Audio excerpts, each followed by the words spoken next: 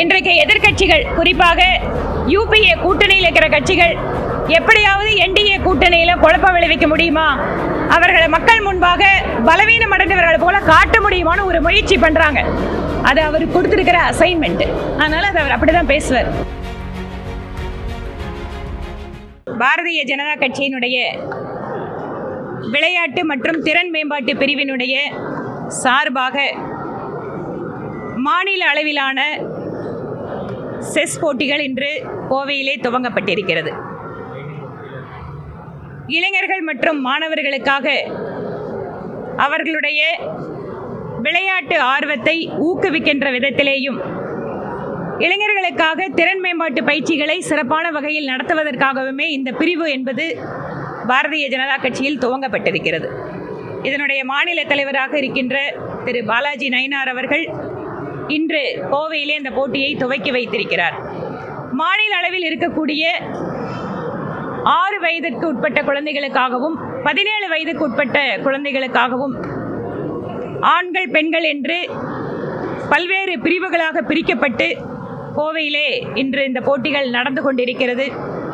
இவை மட்டும் இல்லாமல் கிராமப்புற இளைஞர்களுக்கு இருக்கின்ற விளையாட்டு திறனை கண்டறிந்து அவர்களுக்கு உதவி செய்கின்ற பல்வேறு பணிகளில் கூட விளையாட்டு பிரிவு தொடர்ச்சியாக ஈடுபட்டு கொண்டு வருகிறது. எங்கள் கட்சியிலே கூட பல்வேறு கட்சியினுடைய நிர்வாகிகள் இந்த மாதிரி விளையாட்டினுடைய அமைப்புகளுக்கெல்லாம் கூட பொறுப்பேற்று நல்ல முறையில் நடத்தி கொண்டிருக்கிறார்கள். ரெஸ்லிங் அசோசியேஷனுக்கு கோவையை சார்ந்த எங்களுடைய மூத்த நிர்வாகி திரு ஜி.கே. செல்வகுமார் அவர்கள் பொறுப்பேற்று அந்த விளையாட்டு அமைப்பை கூட திறம்பட நிர்வகித்து வருகிறார். அவர்களும் இம்மாதிரியான பல்வேறு போட்டிகளை நடத்தி கொண்டிருக்கிறார்கள். தமிழகத்திலே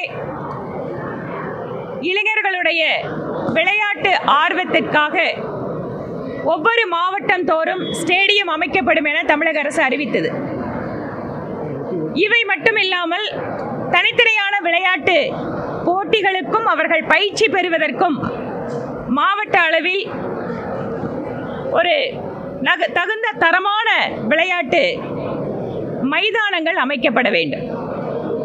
கோவையிலே பேராலிம்பிக் விளையாட்டு வீரர்களுக்கு பயிற்சி கொடுப்பதற்காக நான் சட்டமன்ற உறுப்பினர் மேம்பாட்டு நிதியிலிருந்து 2 கோடி ரூபாய் ஒதுக்கியும் கூட தமிழக அரசு அதற்கான நிலத்தை ஒதுக்கி தராததால் கிட்டத்தட்ட 1 வருடம் கழித்து அந்த தொகையை நான் மாற்றுப் பணிகளுக்கு செலவிட நேர்ந்தது.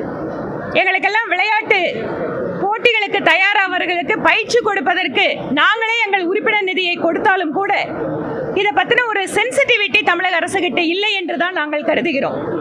ஏனென்றால் 2 கோடி ரூபாயை ஒரு மாற்றுத்திறனாளி விளையாட்டு வீரர்களுக்காக கொடுக்கிறோம் என்றால் எப்படி கண்டறிந்து அந்த இடத்திலே ஒரு மையம் அமைப்பதற்கான உதவியை தமிழக அரசு செய்யாதது எனக்கு வருத்தம் அளிக்கிறது. இன்று பாரத பிரதமர் நரேந்திர மோடி அவர்கள் விளையாட்டு வீரர்களுக்கு கொடுக்கின்ற தனிப்பட்ட கவனிப்பு மற்றும் உற்சாகத்தின் காரணமாக ஒலிம்பிக் விளையாட்டு போட்டிகள், பேராலிம்பிக் போட்டிகள், மாற்றுத்திறனாளிகளுக்கான பல்வேறு போட்டிகள், சமீபத்திலே கூட நம்முடைய இந்திய பெண்கள் கிரிக்கெட் அணி உலக கோப்பையை வென்றிருக்கிறது. பார்வை திறன் குறைபாடு இருப்பவர்களுக்கான விளையாட்டு போட்டியான கிரிக்கெட்டிலும் நம்முடைய பெண்கள் அணி பரிசு பெற்றிருக்கிறது.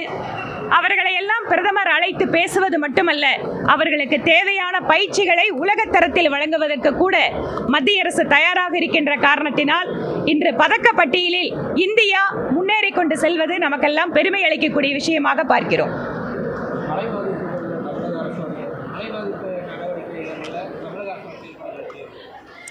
மழை பாதிப்பு நடவடிக்கைகள் அப்படிங்கிறது முன்னெச்சரிக்கை நடவடிக்கை செய்வது மட்டுமல்ல, குறிப்பாக விவசாயிகள் மழையினால் தங்களுடைய பயிர்கள் பாதிக்கப்படும் போது அதற்கான இழப்பீடு கொடுப்பது என்பது தமிழக அரசு மெத்தனமாக இருக்கிறது. இதனால் விவசாயிகளுக்கு ஒரு இழப்பீடு, பயிர் இன்சூரன்ஸ் இருந்தாலும் கூட, மத்திய அரசினுடைய பயிர் இன்சூரன்ஸ் திட்டம் இருந்தாலும் கூட அதில் முழுமையான பலனை விவசாயிகள் எடுக்க முடியாமல் இருக்கு. அதனால தமிழக அரசு மழை வந்ததற்கு பின்பாக அல்லது மழைக்காலத்தில் எடுக்கின்ற ஏற்பாடுகளோடு சேர்த்து மழைக்கு பின்பாக இருக்கின்ற இழப்பீட்டிலேயும் மக்களுக்கு தகுந்த முறையில் நடவடிக்கை எடுக்க வேண்டும் என்பது எங்கள் கோரிக்கை.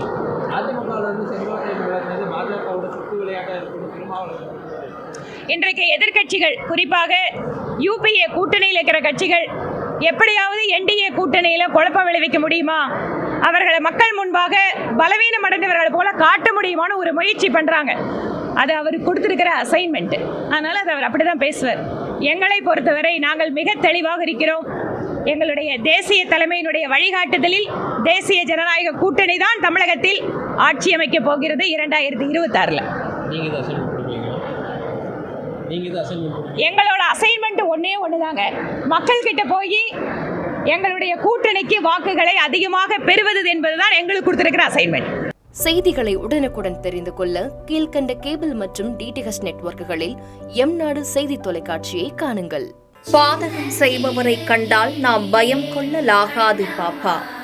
மோதி மிதித்துவிடு பாப்பா, அவர் முகத்தில் உமிழ்ந்துவிடு பாப்பா. அண்மை செய்திகளை உடனுக்குடன் தெரிந்து கொள்ள இணைந்திருங்கள் எம்நாடு தொலைக்காட்சியுடன்.